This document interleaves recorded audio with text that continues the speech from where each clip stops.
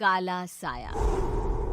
यूं तो बनारस घाट अपनी खूबसूरती के लिए बहुत प्रचलित है, पर घाट के किनारे कई राज लिए बैठे हैं।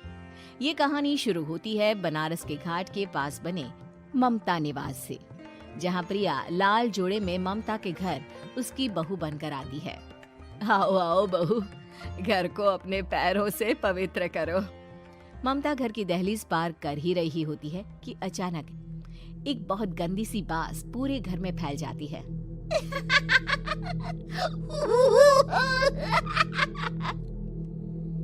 ये बदबू और ये आवाजें, ये कौन हंस रहा है माँ?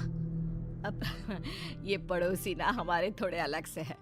कहाँ हम शाकाहारी और ये मांस मच्छी खाने वाले। छोड़, तू ध्यान मत दे और गृह प्रवेश कर। और हाँ बहू, अपनी सास की एक बात हमेशा याद रखना, इन पड़ोसियों से तो कभी बात नहीं करेगी। अच्छे लोग नहीं है ये। अपनी सास की ये बात मानेगी ना बेटा? हाँ माँ, जो आपकी मर्जी, मैं उनसे बात नहीं करूंगी। अगले दिन प्रिया अपनी पहली रसोई बनाने रसोई घर में जाती है। ये छोकी बात तो नाक में जा रही है। एक काम करती हूँ, खिड़की खोल देती हूँ। प्रिया खिड़की खोलने जाती है। इतने जाले, लगता है इस खिड़की को कभी खोला ही नहीं गया। पर ऐसा क्यों? ओह, नॉन वेज की स्मेल आती होगी ना। 2 मिनट के लिए खोल लेती हूँ, फिर बंद कर दूंगी। प्रिया खिड़की खोलती है। खिड़की खोलते ही उसकी नजर सामने वाले घर की खिड़की पर पड़ती है, जहाँ एक लड़की खड़ी होती है। हाथों में मेहंदी, लाल रंग की साड़ी, बिल्कुल सजी धजी, मानो प्रिया की तरह ही वो भी नई नवेली बहू हो। वो प्रिया को देखकर मुस्कुराती है।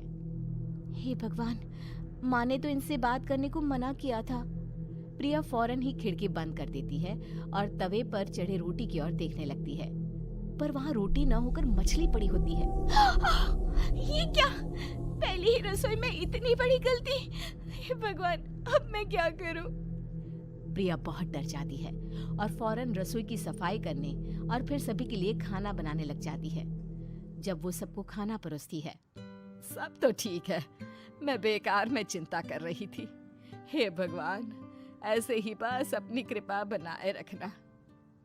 रात के वक्त जब सब सो रहे होते हैं, तब प्रिया को पायल की आवाज सुनाई देती है, जिससे उसकी आंख खुल जाती है। ये पायल की आवाज कहाँ से आ रही है? प्रिया उठकर उस आवाज के पीछे छत की सीढ़ियों तक जाती है। तभी उसे बच्चे के रोने की आवाज आती है। प्रिया छत पर जाती है तो क्या देखती है? वही लाल साड़ी वाली लड़की अपनी गोद में एक नवजात बच्चे को घुमा घुमा कर सुला रही है। तभी प्रिया की नजर उसके पेट पर पड़ती है। ओह गॉड, ये तो प्रेग्नेंट भी है। सुनिए, बच्चा सो नहीं रहा है क्या? मैं कुछ मदद करूं? नहीं नहीं, आपके घर वालों को अच्छा नहीं लगेगा, मैं संभाल लूंगी। स्नेहा की गोद से बच्चा हाथ मारकर प्रिया की गोद में आने को छटपटाने लगता है। दोनों घर अगल बगल में बने होने के कारण प्रिया उस बच्चे को गोद में ले लेती है। प्रिया के पास आते ही वो सो जाता है। बच्चे का वो स्पर्श रात भर प्रिया भूल नहीं पाती और अगली सुबह वो छत पर कपड़े सुखा रही होती है। तभी उसे एक औरत इशारा करके बुलाती है। स्नेहा कह रही थी बाबू तुम्हारी गोद में आते ही सो गया। मैं गौरी, स्नेहा की माँ हूँ। बहू, घर आना, बाबू को खिला भी लेना। शाम को जब घर पर कोई नहीं रहता, बच्चे से मिलने के लिए प्रिया छिपकर अपनी पड़ोसन के घर चली जाती है और कुछ देर बच्चे को खिलाकर वापस लौट आती है। इसके कुछ दिन बाद ही प्रिया को पता चलता है कि वो माँ बनने वाली है। ममता की खुशी का ठिकाना नहीं रहता।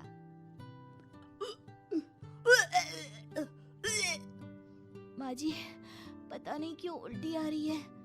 प्रिया भागती हुई वॉशरूम में जाती है तो हरे और लाल रंग की उल्टी करती है। उस उल्टी में से कीड़े निकलते हैं। ये क्या? खून और ये कीड़े! माँ! माँ! प्रिया की आवाज सुनकर ममता दौड़ कर आती है, पर बेसिन में कुछ नहीं होता। प्रिया हक्की बक्की रह जाती है। ये सब क्या हो रहा है? प्रिया घबरा जाती है और अपने कमरे में जाकर सो जाती है। डर के कारण वो इतनी थक जाती है कि उसकी आंख लग जाती है। तब उसे ऐसा लगता है उसके पेट पर मानो कोई बैठा हुआ हो। कौन हो? प्रिया के पेट पर एक 5 महीने की बच्ची बैठी हुई थी, जो बुरी तरह जली हुई थी। माँ, तुम ही मुझे लाई ना अपने पेट में। मैं तुम्हारी माँ नहीं हूँ। कौन हो तुम? माँ, देखो मैं जल गई बुरी तरह से। 6 महीने पेट में रहने को भी मुझे नहीं मिला। सहला दो ना माँ।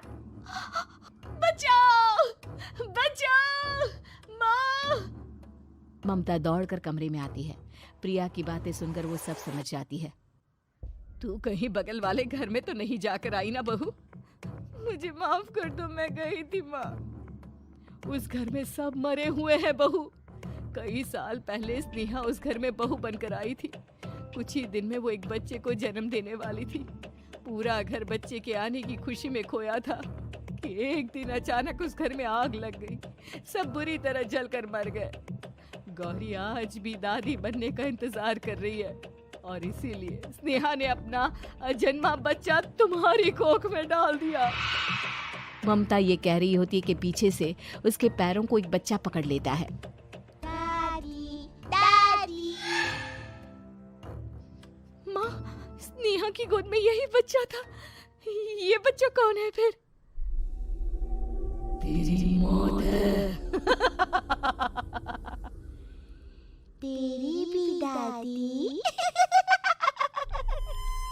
जिस चीज का ममता को डर था वही हो गया।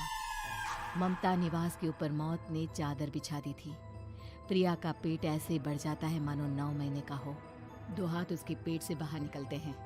बहू, संतोष को फोन कर, किसी पंडित जी को बुला बहू। प्रिया का पति भागता हुआ घर आता है। ये तो होना ही था माँ। तेरा पाप तेरे सामने आ गया तो तू सह नहीं पा रही है। स्नेहा घर में आग लगी नहीं थी, माँ ने लगाई थी, प्रॉपर्टी की लालच में। और वो बच्चा मेरी पहली पत्नी का बच्चा है, मेरा बेटा, जो कि उस आग की चपेट का शिकार हो गया था। मैंने तुमसे ये सब माँ के कहने पर छुपाया था। मुझे माफ कर दो प्रिया। तुम अगर चाहो तो यहाँ से जा सकती हो। मैं तुम्हें किसी भी बंधन में रखना नहीं चाहता। मेरी शादी हुई है आपसे, मैं आपको छोड़ नहीं सकती, पर उससे पहले हमें स्नेहा, उसकी माँ और बच्चे की आत्मा की शांति करवानी होगी।